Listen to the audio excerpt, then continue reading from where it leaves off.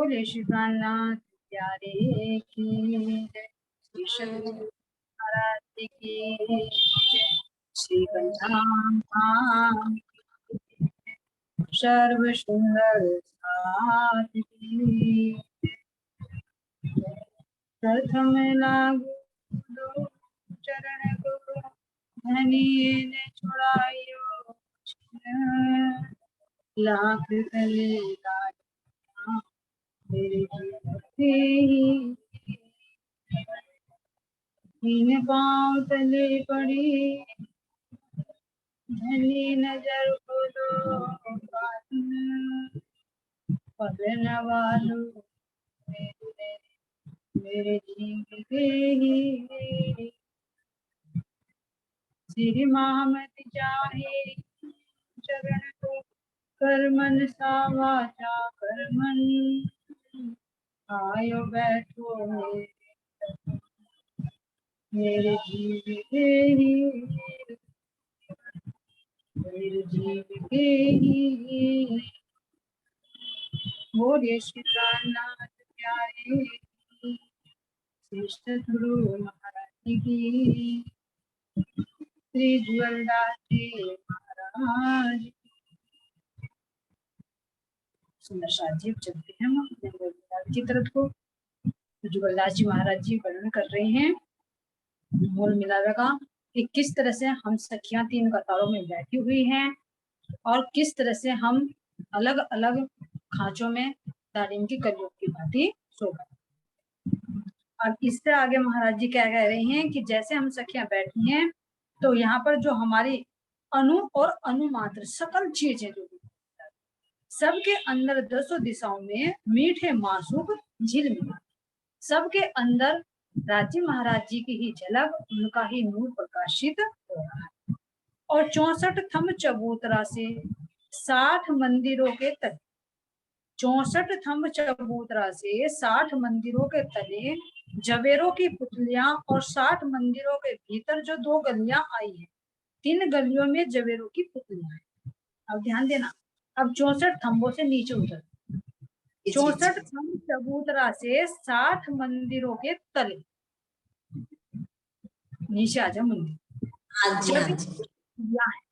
उन मंदिरों में जवेरों की पुतलियां हैं जो हमारी सेविका और 60 मंदिरों के भीतर जो 2 गलियां 60 मंदिरों के यानी जो 60 मंदिर हैं उनके बाहर की तरफ भी और अंदर की तरफ भी 2 गलियां 3 गलियों में जवेरों की पुतलियां और जवेरों के पशु पक्षी गाते बजाते और नाचते तो चित्रित भी है और ये क्या करते हैं चित्रित होते हुए भी चेतन भी क्रिया भी करते। अगर इच्छा हो रही है तो हम इन पर सवारी कर लेंगे, इच्छा नहीं है तो ये क्या होंगे चित्रित होंगे। इसी तरह से जब हम अपने मंदिरों में जाएंगे तो हमारी इच्छा होगी तो ये जवेरों की पुतलियां हमें नृत्य करके दिखाएंगे, गायन करके दिखाएंगे, हमारा श्रृंगार सजाएंगे, है ना, हमारे बिस्तर लगाएंगे, खाने पीने की सामग्री लेकर आएंगे।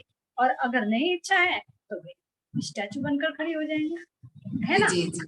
जैसे यहाँ पर देखो से पूछे तो जो विचार आ रहा है कि यहाँ पर जो रोबोट बने है ना तो शायद परम धाम की तो नकल है ये कि चाहे तो हम मानव की तरह काम करा दे, अगर नहीं काम है तो स्विच ऑफ करो और खड़ा कर दो। वो काम ले रही है, सारा काम कर रही है, नर्स तक का काम कर रही है ये रोबोट, चाहे तो सारा काम भी कर देंगे, चाहे तो स्टैचू बनाकर खड़ा कर दे।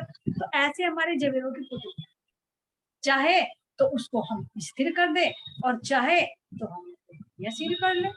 इसी तरह से पशु पक्षी चाहे तो वे चित्रित रह ले और चाहे तो वे क्रियाशील कर ले, हम उन पर सवारी भी कर सकते हैं। हमारी इच्छा हो रही है चलो हम बाहर नहीं जाते, हम तो इन्हीं गलियों में खेलेंगे, तो जो हमारे चित्रित घोड़े हैं हम उन घोड़ों पर दौड़ लगाएंगे। गली तो बहुत लंबी लंबी गली, उन गलियों में दौड़ सकते हैं, मंदिरों में दौड़ सकते हैं, निकल कर बाहर गली में आ जाओ वहां दौड़ सकते हैं, जहां चाहो वहां को दौड़ लगा, लुका छिपी खेल सकते हैं, भागने की लीला कर सकते हैं, बैठकर गलियों में नृत्य कर सकते हैं, है ना, मंदिरों में बैठकर मीठी मीठी बातें कर सकते हैं, आरोप सकते हैं, क्या नहीं कर सकते हैं। जैसे पन्ना जी में जाते हैं, अगर मंदिर में नहीं एंट्री मिली, मैं मंदिर बंद कर दिया तो बाहर गली में हम तो वही नृत्य गायन कर रहे हैं, कोई बात नहीं, बाहर बरामदे में करेंगे, जी तो हर जगह है। तो इसी तरह से देखा कि अंदर तो है, बाहर अंदर हमारे मूल में सखियां बैठी हैं और सखियों कुछ इच्छा हो रही गली में तो जब कुछ लोग साथ हम तो वहां नृत्य कर लेंगे। इस तरह से जहां चाहे वहां पर वो लीला हो सकती है। तो क्या कह रहे हैं कि यहाँ पर जवेरों की पुतलियां हैं और जवेरों के पशु पक्षी गाते बजाते और नाचते हैं। चबूतरों के तले जवेरों की पुतलियां और 60 मंदिरों के आगे पशु पक्षी गाते बजाते नाचते और कूदते। अब चबूतरे के तले कहाँ पर कह रहे हैं? जो चबूतरा हमारा 3 सीढ़ी ऊंचा है, बराबर में जगह बचती है सीढ़ियों के बराबर, तो वहां पर चित्रित है। और चाहे तो वे प्रक्रिया भी करनी शुरू कर देंगे। तो नाचते गाते और बजाते और अमृत ते कोट गुणे मीठे राग रागनियों के स्वर उठते हैं और सर्वत्र छाए रहेंगे। और मिस्री से अत्यंत महामीठे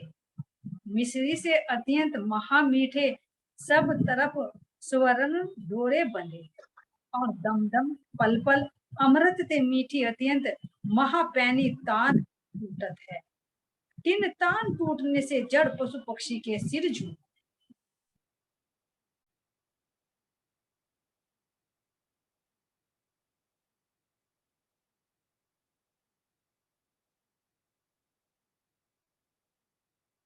आपकी आवाज नहीं आ रही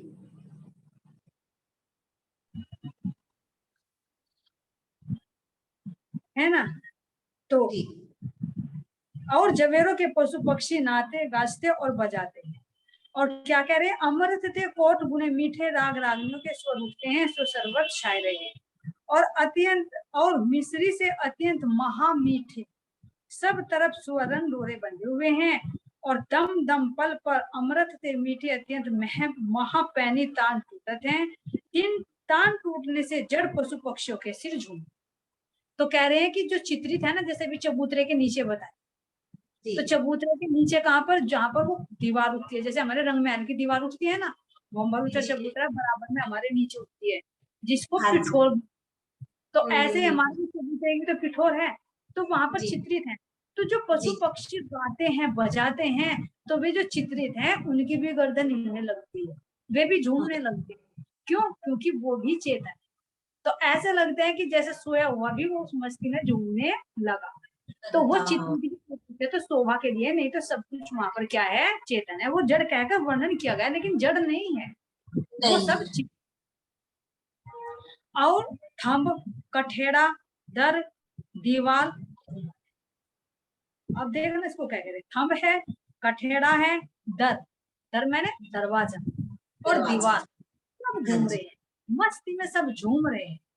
और बरबस चित्र के खींचने वाली, बरबस मैंने बहुत जबरदस्ती चित्र के खींचने वाली अत्यंत महासुंदर मीठी जवेरों की पुतलियां नाचती। जवेरों की पुतलियां सर्वर, जब जहां चाहे देखो, परम धाम में कहीं बोरियत नहीं हो, अकेलापन कभी होता ही नहीं। क्यों? और है भी अकेलापन एक ही है जो भी कुछ है, लेकिन एक में ही सब कुछ। अगर हम नहीं है, सखिया नहीं है, अकेली क्या करेगी? पशु पक्षियों के साथ बातें करने लगेगी। दीवार है, दीवारों की साथ बातें करने लगेगी।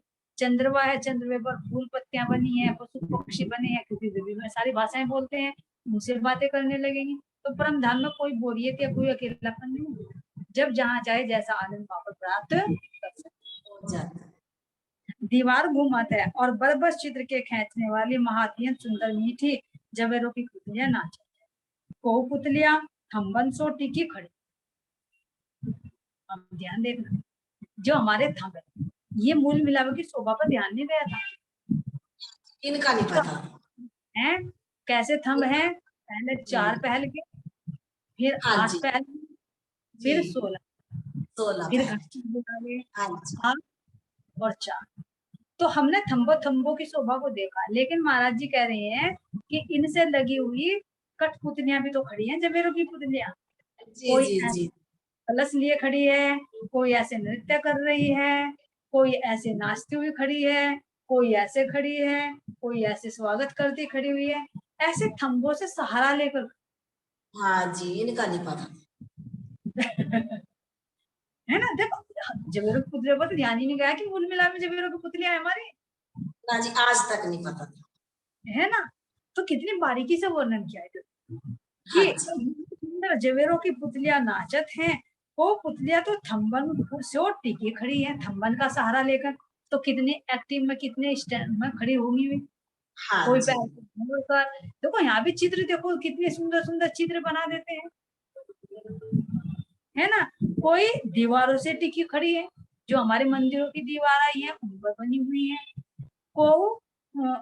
कोई गावती है तो कोई बजा है, यानी किसी के हाथ में तो वीणा है, किसी के हाथ में मृदंग है, किसी के हाथ में बांसुरी है, किसी के हाथ में ढोलक है, किसी के हाथ में कलश है ना। तो कितनी सुंदर सुंदर बनी हुई। कोई फूल लिए खड़ी होगी स्वागत के लिए, मेरी सखियां आएंगी, मैं उनको फूल दूं कि ले मूल मिला बेचारी राज्य को दे दे, है ना। तो कितनी सुंदर हर समय सेवा के लिए। यहाँ भी देखा होगा तुमने, जब बारात वगैरह निकलती है तो कितने सुंदर सुंदर फोटो बने रहते हैं। उनके ऊपर किसी किसी कोई कलश लिए खड़ी है, किसी के ऊपर कोई हाथ में वो लाइट लिए खड़ी रहती है। तो यहाँ पर भी कितनी सुंदर आकृति बनी। तो ये तो नकल है, वो तो चेतन। और ये तो मिट्टी की बनी होती है, वो तो जबीरों की बनी हुई है। नूरी प्रकाश चेतन है, और उनके हृदय, उनका हृदय राज्य के हृदय से प्रकाशित, तो कौन सा प्रकाश नहीं होगा उनके अंदर। तो कितना, कितनी मीठी मीठी बातें करती है, कितना सुंदर रूप, कितने मधुर मधुर भाषा बोले, कितने कानों के आभूषण, उनकी नाक की बेसर, होठों की लालिमा, नेत्रों का उनके काजल, माथे पर लगी हुई बिंदी, सिर पर आई हुई राखड़ी, और सुंदर लहंगा चोली में पैरों की पायल, जितना भी सुंदर रूप देखे वो इतना, जितना वर्णन करे इतना। और फिर मीठे भाव, उनका भाव जो कह रहे कि एक हुक्म के एक इशारे पर करोड़ों सेविकाएं डूबने लगी।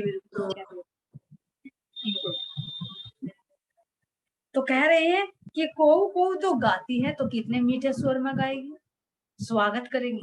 आओ मेरी सखियों, धामधनी से मिलने जा रही हो, मीठी मीठी बातें करोगी, क्या क्या बातें करोगी, जल्दी जाओ, मुझे भी पता ना वो बात। तो कितने मीठी मीठी बातें करेगी। कोई गा गा कर अपने भाव को प्रकट करेगी, चली रूहें अपनी धनी से मिलने के लिए, है ना। तो मीठे मीठे स्वर से गाएगी।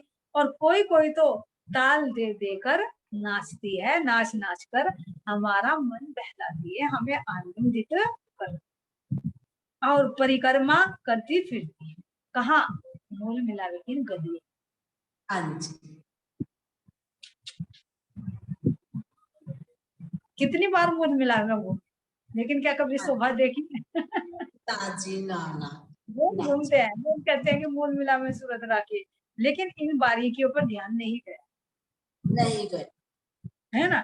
कभी इन गलियों में दौड़कर भी नहीं देखा सही को, ना कभी आपस में ये भी नहीं देखा कि चलो हम आपस में खेलने बच जाते हैं, वहां बैठे हुए देखते हैं और देखकर फिर वापस आ जाते हैं। उनमें कभी दौड़ने की लीला भी नहीं। पुतलियों जेवरों की बात तो है ना। तो ये धामधनी दृष्टि बोलते हैं, ये है धामधनी की बालिकियां दी हुई। ये मेहर देखो महबूब की तुझे पढ़ाए आपका सम, है ना। तो कौन ताल दे दे नाचती है और परिक्रमा करती फिर। तो अब जब जवेरों की पुतलियां भागेंगे, रमी को पकड़ने के लिए भागेंगे, और राज्य चिढ़ाने के लिए कहे आज तो मेरी जवेर की पुतलियां नूर वाली बढ़िया लग रही, आज तो मैं उसको पकड़ने जा रहा, तो हम सके कैसे भागेंगे।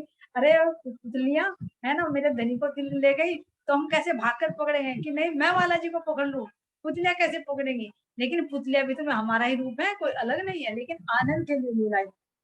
तो कैसे धामधनी के साथ यहाँ पर भागने की लीला, दौड़ने की लीला, कभी थंबों के चारों तरफ चक्कर काटने की लीला, है ना। यहाँ तो अनंत ठोर है, सारा सुख यहाँ पर हम प्राप्त कर सकते, है ना। कोट अमृत थे मधुर सरवत, स्वर्ण की डोरी खींची। कोट अमृत यानी करोड़ों अमृत से भी मधुर, सरवत, सब जगह स्वर्ण, जो मीठे मीठे स्वर हैं उनकी डोरी खींची है, यानी चारों तरफ वो स्वर, मधुर स्वर ही गुंजायमान हो रहे हैं, जिनको जवेरों की पुतलियां गा रही हैं। उन ध्वनि जो चित्रित जवेरों की पुतलियां हैं, चित्रित पेड़ पौधे हैं, चित्रित पशु पक्षी हैं, तो वे भी उनके साथ में तान से ताल किया। और जब पेड़, वो दीवार भी चेतन है तो उसके अंदर से भी मधुर ध्वनि निकलती है। हाँ देखो तो यहाँ पर भी टकरा कर आती, तुम किसी खाली कमरे में आवाज करो तो प्रतिध्वनि होकर आती, तुम्हारी ध्वनि तुम्हारे कानों में पड़ती है, तो वो तो चेतन है, तो उससे क्यों नहीं वो ध्वनि निकलेगी। तो चारों तरफ वो ध्वनि ही प्रकाशित हो रही है, खींची है, और राग को मंडल बांधी, ये स्वर्ण की डोरी बनती है, और सुंदर सुंदर रागों की डोरी बांधी है। और छिन छिन पल पल नवल नवल, यानी क्षण क्षण में पल पल में नए नए अमृत रस की तान पर, यानी नए नए तान जो आ रहे तो उसको सुनते हुए हम बिल्कुल मस्त हो जाते हैं। अत्यंत महा अद्भुत सुंदर अमृत से भी कोट गुणे मीठे मासूक जीव जीवन जी आगे विराजे। अब धामधनी यहाँ पर अत्यंत महा अद्भुत अद्भुत शोभा धाम है ना, और सुंदर और अमृत से भी करोड़ गुना मीठे मासूक जो मेरे जीव के जीवन है, वे हमारे आगे मूल्य में, और अनुमात्र चीजों विषय दसों दिशों विषय प्रतिबिंब है। जिधर भी देखे उधर ही धामधनी नजर आ रहे हैं। ये नहीं कि वहीं पर खंभों में देखे धामधनी है ना, दीवारों में देखे वो धामधनी, छत पर देखे तो धामधनी, धामधनी जिधर भी देखे उधर ही मेरे धामधनी शोभा। और दसों दिश विषय झिलमिलात दिखा। तो ये करते हैं कि जहां पर भी देखो तेरा ही नूर मुझे नजर आता है, देखो उधर तू ही तू, बस तू ही तू नजर। जैसे उसका प्रतिबिंब कहाँ पर पड़ा, ब्रज में। जब उद्धव ने कहा कि कहाँ है श्री कृष्ण जी, अब देखिए हमारे श्री कृष्ण तो कहाँ पर, पेड़ में। ये सखी मैंने पेड़ में देखे हैं, पेड़ पर बैठे बांसुरी बजा रहे थे। दूसरी सखी कह रही जमुना जल पे है, देखिए जल में मुझे दिखाई दे रहे हैं, है ना, किसी को गाय के दूध में दिखाई दे रहे हैं। तो हर जगह उन्हें श्री कृष्ण जला, हर जगह। तो ये तो परम धाम के अंदर तो हमारे हर कण में है ही, भी उन्हीं की चेतना, उन्हीं का नूर समाहित है। तो रोज नजर आते हैं। और ये आशिक की दृष्टि होती है, ये दृष्टि भी होती है कि जैसे यहाँ पर भी देखे कि यहाँ किसी को किसी से मोह हो जाए तो कोई जा रहा होगा तो यही ध्यान आएगा, अरे कहीं वो तो नहीं है। क्योंकि जो चित्त में कहावत है ना कि बिल्ली के सपने में चूहे कूदते हैं, वो कहावत है। क्योंकि उसके सपने में चूहे, क्योंकि उसकी वृत्ति उसी पे लगी है।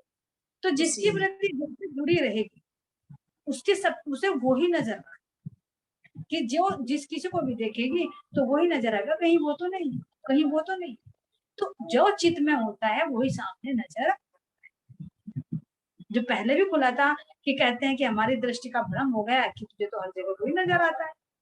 कहते हैं कि मेरे तो कान बज रहे हैं, कान कहाँ से बज रही है, अरे वो चित्त की आवाज तुम्हारे कान में गूंज रही है, लगता है कि बाहर से कोई तुम्हें पुकार, मुझे कहते हैं कान बज, अंदर की पुकार बाहर कानों में सुनाई। इसी तरह से चित्त में जो शोभा बस जाती है, जब वो नेत्रों में बाहर प्रकट होती है तो वो ही रूप उसको वहीं पर नजर आता है। तो हमारे दिल में कौन शोभा परम धाम में, हमारी प्रियतम नाथ जी महाराज जी, जिसको जहाँ भी जो भी देखेंगे हमें वहीं पर हमारे प्रियतम नजर आए। तो जहाँ देखो वही मेरे धाम पे ही नजर आएंगे।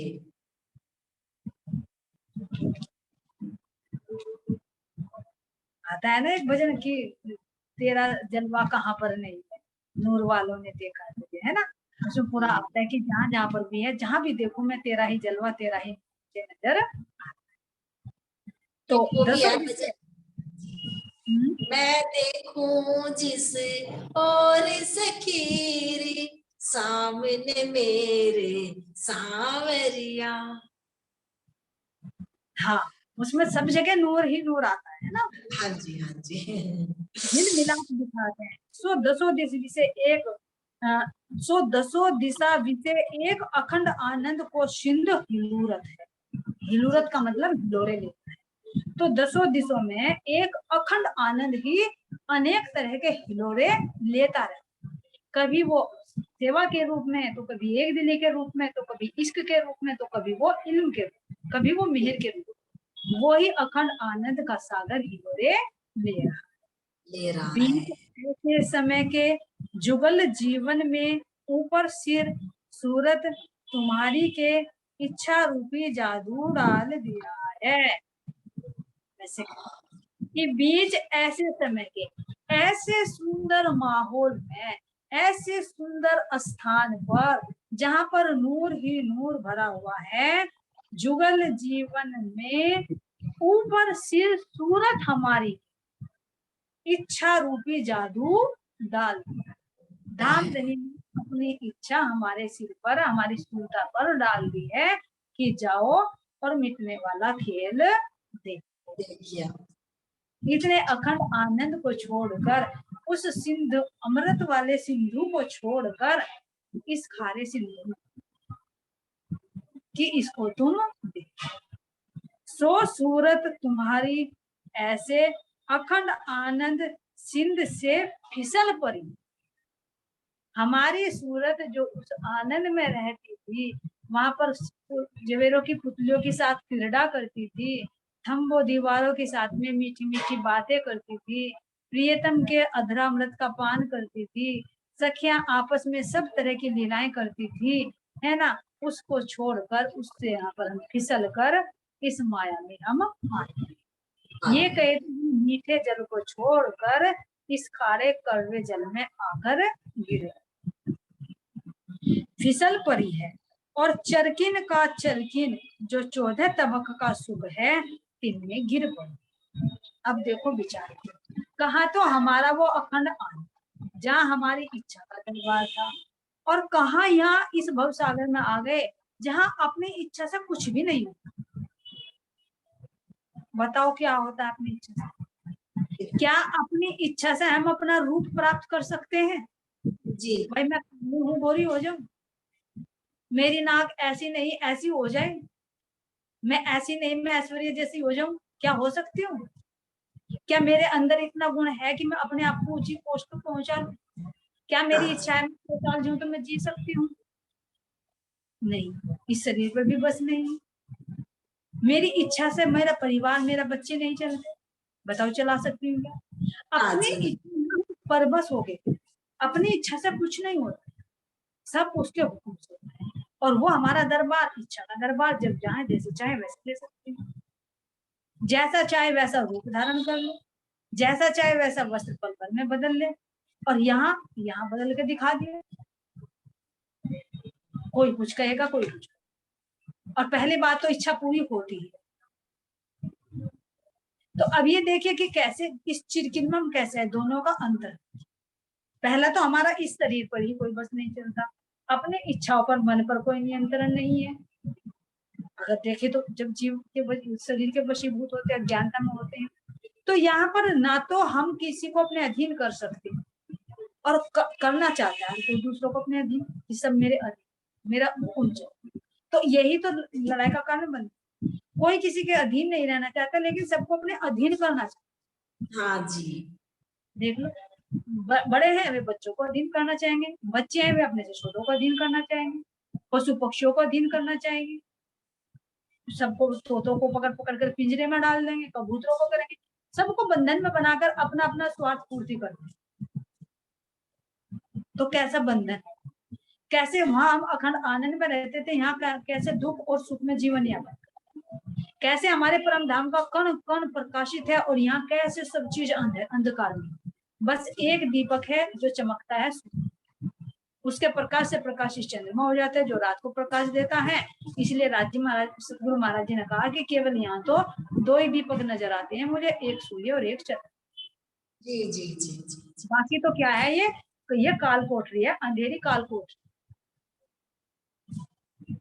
कैसे वहां पर कर्मों से आनंद प्राप्त होता है, और यहाँ कर्मों से दुख सुख प्राप्त होता है, और भव बंधन और गाढ़ा होता चलता है, जन्म मरण का और चक्र मजबूत होता चलता है। तो अनुभव करे कि कैसा हमारा परम धाम है और कैसा ये संसार, दोनों का अंतर। वहां जो चाहे वैसा खाए, और यहाँ जो चाहे यहाँ सब हो। जीभ को चाहिए चटपटा, तो पेट को चाहिए मुलायम, हल्का हल्का। आंतें कहती है मुझे तो बहुत मुलायम से दे ताकि मैं आराम से पचा लूं। जीभ कहती है मुझे सादा नहीं चाहिए, मैं तो बाहर निकाल दूं, मुझे चटपटा चाहिए। है नहीं विरोधाभास? हर चीज में इच्छा के अनुसार नहीं कर सकते। तो इसी तरह से देखे कि वहां हमारा कितना अखंड आनंद था, और यहाँ हर चीज में अनुभव करे तो सब यहाँ दुख ही दुख का कारण है। तो ऐसे चिरकिन में हम आकर यहाँ पर पड़ गए हैं, अपने घर को छोड़। वहां हमारे प्रियतम कितना लाड़ करते थे, है ना। कुछ नहीं करते फिर भी कहते थे मैं अपनी आत्माओं को कैसे सुख दूं, कैसे सुख दूं, है कैसे मैं रानी बनाकर रखो। और यहाँ के पति थोड़ी देर के लिए पत्नी बनाकर लाएंगे, सुंदर गाड़ी में बैठा कर लाएंगे, उस पर अच्छे अच्छे जेवरात चढ़ा देंगे, और चढ़ाने के बाद में 2 दिन बाद सास कहते कि दीदी बेटा कहाँ है, मैं ज्वेलरी रख लूंगी कभी चोरी हो जाए। तो क्या बहका कर लाए हो कि तुझे ज्वेलरी चढ़ा दी, है ना। जो मुंह दिखाई होगी वो मुंह दिखाई भी ला देते, बेटा कितने पैसे हुए, मुंह मेरा देखा ले जा किसी को। तो क्या बना दे यहाँ पर 100 पीस का, है ना। कुछ दिन रानी बनाकर रखी, उसके बाद क्या कहते हैं नौकरानी, चल 2 दिन बाद काम वाली हटा दी, वो तो काम कर लेगी अपने आप। अब तो 15 दिन की हो गई, 1 महीना हो गया, अब तो झाड़ पोछा अपने आप कर लेगी। फिर देखो क्या हालत होती है, रानी से नौकरानी, है ना। और काम करते करते भी क्या, और तो उधार में सुन। तो ये चीज क्या है, देखो यहाँ का क्या है, यहाँ संबंध है केवल स्वार्थ का मतलब। और वहां हमारे अखंड धाम धनी कितने ऐसे में हम रहते थे, और यहाँ आकर क्या कह रहे हैं कि यहाँ आकर तुम वही मार्कंड ऋषि की बात है ना, धोबन बन गए आकर। बच्चे भी बनाओगे इनके, उनका पालन पोषण भी करोगे, इनके डंडे भी खाओगे, और फिर भी कहोगे कि मेरा ही है, मैं कहाँ जाऊं छोड़कर। लेकिन धामधनी कह रहे जो मैं तेरा बैठा हूँ, तुझे पल पल देख रहा हूँ, मेरी तरफ तो देख ही नहीं रही, निमिक ना छोड़े नजर से इन ऊपर कहाँ कहूँ, है ना। तो मैं तो पल भर के लिए भी तुझे अपनी दृष्टि से दूर नहीं करता, तू ही संसार की तरफ तू देख रही है, तू ही नजर फेर रही है मुझसे, पर्दा तू ही करत है आड़े ना अंतर में, है ना। ये हम कहाँ उस घर को छोड़कर यहाँ कहाँ आकर पड़ गए हैं, तो क्यों, क्योंकि धामधनी दिखा रहे हैं ताकि हम अपने घर के उस सुख को याद कर सकें, इस दुख को देख, इस भव सागर को देखकर, जिसको हम सोच रहे हैं, हम कह रहे हैं कि अरे घेरे ले लिए, और विनती करती हूँ 7-7 जन्म तक मुझे तभी पति मिले। हम तो कहे कि 7 जन्म क्या, 1 जन्म भी झेलना भारी हो, बस ये पल पल पल पल की कब अपने घर जाए, है ना। ये खेल खत्म हो और अपने घर जाए, अपने अखंड सुहाग को हम प्राप्त करें। यहाँ के झूठे सुख, जिसे सुख कहते हैं, इंद्रियों का सही विकार है, कुछ भी सुख, ये केवल दुख ही दुख, क्षणिक लगता है, भ्रम लगता है, लेकिन जब खोल कर देखते हैं तो कुछ नहीं है, अंदर से खोखला है। तो इसलिए महाराज जी बार बार हमें तारतम वाणी के माध्यम से प्रकाश डाल रहे हैं। देखो उसमें पूरा शरीर का खोल रखा है कि कैसे कहते हैं कि एक बाल भी टूट जाए तो कितना दुख मनाते हैं, लेकिन अगर इसके अंदर से चेतना निकल जाए तो यही शरीर है, पूरे शरीर को जला देते हैं। हाँ जी। इसके लिए कहते थे कि मैं तेरे बिना मैं जल भी नहीं पी सकता, तेरे बिना मैं भोजन भी नहीं कर सकता। अगर इसके अंदर से चेतना निकल जाए, उसको जला देते हैं, तो फिर थोड़ी देर बाद आकर ही अपना चाय पानी पीना शुरू कर देते हैं। अगर कोई जवानी में ही चले जाए तो 2 महीने बाद दूसरी दुल्हन आ जाती है, फिर कहाँ गया वो प्यार, कुछ सब मतलब है स्वाद का, मतलब देखना। अब तक तो भरम में थे, लेकिन अब महाराज जी ने दृष्टि खोली, तो सबको कह रहे हैं कि इस शरीर को कैसे चंदन का लेप लगा कर कैसे मखमल के गद्दों पर सुलाते हैं, और इसी के अंदर से चेतना निकल जाए तो ये कैसे नरक बन जाता है, इसके अंदर से कैसी बदबू आनी शुरू हो जाती है। इसको अगर 12 घंटे भी रखना पड़ जाए तो कान भी और नाक भी सब बंद कर दें, घर वाले कभी अंदर की बदबू बाहर निकल जाए, हाँ जी, बर्फ पर रख देंगे कि भाई बदबू हो जाएगी। आखिर यही तो शरीर है, तो किसका संबंध था, शरीर का शरीर से संबंध था, लेकिन शरीर का संबंध नहीं पाल लेते, चेतना के कारण पाला जाता। चेतना खुद कह रही है कि देख ले तेरा, मेरे बिना तेरी क्या हालत होती है, जिसे तू इतना प्यारा था, इतना कोमल लगता था, तू तेरा स्पर्श भी इतना प्यारा लगता था, आज वही भूत बनता, उसको छूने से अछूत लगता है मेरे निकलने। तो देखे आखिर किसका किससे संबंध होता है, यहाँ सब भ्रम। कहते शरीर का शरीर से संबंध है, अगर शरीर का शरीर से संबंध है तो फिर शरीर रहा क्यों नहीं, फिर अगर इसके अंदर से चेतना निकल गई तो शरीर को रखा क्यों नहीं, क्यों जला दिया। जी। तो यानी शरीर का संबंध तो नहीं ना जी। जब तक बना है, कुछ कर्म अधूरे थे, कुछ उधार लेना देना था, तब तक का संबंध था, और जब वो कर्म पूरा हुआ फिर आगे का उधार चला, शरीर का क्रिया समाप्त हुआ, फिर दूसरा तन धारण कर लेगा, इसका तो समय है। जब रहा चेतना, चेतना भी अलग अलग है, उसके अपने कर्म है, उसके अपने कर्म है, पता नहीं आज इस घर में है कल दूसरे घर में कहाँ पैदा हो जाए। लेकिन जो रूह बैठी है, हम रूहें एक घर की है, एक खसम की अमनार है, हमारी सबकी जाति एक है। क्यों, क्योंकि भले ही हम यहाँ अलग अलग समय में आए यहाँ पर देश में, लेकिन हमारे सबका मालिक, हमारे सबके प्रियतम, ये हमारा अखंड सब। ये आत्मा का संबंध है, और बाकी यहाँ पर सब मित्र। अगर यहाँ पर भी कहो कि तुम्हारा और मेरा तन, नहीं, किससे संबंधित है? अगर तुम्हारे अंदर परमधाम का अंकुर है, तुम्हारा और मेरा संबंध है, शरीर से शरीर का कोई संबंध नहीं, कोई संबंध नहीं, आत्मा के कारण संबंध, धाम धनी के ये टूट रहा है। नहीं तो शरीर से शरीर का कोई संबंध नहीं है, जीव का जीव से कोई संबंध नहीं है, लेने देने का कोई संबंध नहीं है, रिश्ता नाता कोई नहीं है, बस एक नाता है, वो है धाम का। के कारण यहाँ पर संबंध शरीर से भी जुड़ते हैं, ताकि हम यहाँ पर भी रहकर अपने धाम धनी के उस अखंड आत्मा को हम प्राप्त कर सके। तो ये महाराज जी यहाँ से परामर्श हटा रहे हैं कि जिसको तुम अपना मान रहे हो, उन सबको देखो कि यहाँ पर कोई भी अपना नहीं है, ये सब क्या है, एक सपना है, और सपने के टूटते ही सब कुछ उड़ जाता है। तो इसीलिए कह रहे हैं कि हमारे ऊपर जादू डाल दिया, और जादू डालते ही हम इस 14 लोक में आ गए। सो चिरकिन जो चिरकिन 14 तबक का सुख है, तिन में हम गिर पड़े। तो ये है 14 तबक का सुख। और तिलसम महल में भूतन के बाजार लगे, अब देखो, और तिलसम महल में भूतन के बाजार लगे हैं, और भूतन की मिठाइयां धरी हैं, और तिन में हम भूल गए। अब इस तिलसम में देखो क्या खा रहे हो, भूतन के बाजार लगे हैं, जिसे प्रेत नगरी कहा गया है ना, क्योंकि जो जिसको देख लेता है कह रहे कि ये रोग ऐसा है, यहाँ तो जहर चढ़ता है खाने से, लेकिन यो माया का जहर ऐसा है, देखने देखने से चढ़ जाते हैं। जो गांधी भाई ने भी कहा था कि ये तो ऐसा है कि नख को छू जाए तो सारी उंगली को तोड़ कर ले जाएगा, ये तो ऐसी है माया। तो अब ये माया ऐसी है, तो इसमें यहाँ क्या है, हम उसे अपने नूर को छोड़कर यहाँ भूतों के बाजार में, सब भूत ही तो है, इसका कोई अस्तित्व नहीं है। अब भूत के क्या होते हैं, कहा जाता है कि उल्टे पैर होते हैं, तो सही देखो तो यहाँ उल्टे पैर ही तो है, जाना तो चाहिए ऊपर की तरफ, वही ज्यादा से ज्यादा जीव वैकुंठ में चला जाएगा, और या अखंड वैश भी प्राप्त कर सकता आप तो, लेकिन चलता कहाँ को है, उल्टी चाल चलता है। कैसे? नरक की तरफ। महाराज जी खुद कह रहे हैं उल्टी चाल चल रहे हैं, और यहाँ कांटा लग जाता है, दूसरे से निकलवा लेते हैं, लेकिन मुझे दुख होता है कि तुम नरक की बात को कैसे सहोगे, तो तुम्हारी उल्टी चाल हो रही है। तो ये उल्टे ही तो पैर हैं, भूतों के उल्टे ही पैर हैं। जी जी जी जी है नहीं है? और दूसरी कहावत और होती है कि जो भूतों के पास में मिठाई होती है, सुनी हुई है, देखी हुई तो नहीं है, लेकिन फिर भी हम इसका कोई मंथन कर रही हैं कि भूतों के जो मिठाइयां होती हैं, उनको वो मिठाई दे दो, और देने के बाद में अगर तुम उसको लोगे तो वो क्या बन जाती है, शुक्र की वो बन जाती है ना, यानी वो गंदगी बन जाती है। तो अब ये देखो कि ये हम यहाँ की मिठाइयां खा रहे हैं, और इस शरीर में जाकर उसका क्या हाल होगा। जी जी जी जी। तो ये सब नरक ही तो है। यह तन विष की बेल, गुरु अमृत की, देखो कह रहे कि यह तन तो विष की बेल है, गुरु अमृत की खा, शीश कटाए गुरु मिले तो ही सस्ता जाए। तो खुद महाराज जी कह रहे कि इसके अंदर तुम सुगंधित चावल डालो, बासमती चावल डालो, सुगंधित दाल डालो, अच्छी अच्छी खुशबू वाली मिठाइयां डालो, और फिर इसकी संगति पाकर देखो उसका क्या हाल होता है। जहां प्रेत नगरी का संग किया, अच्छी अच्छी चीजें भी हो गंदी बन जाती है।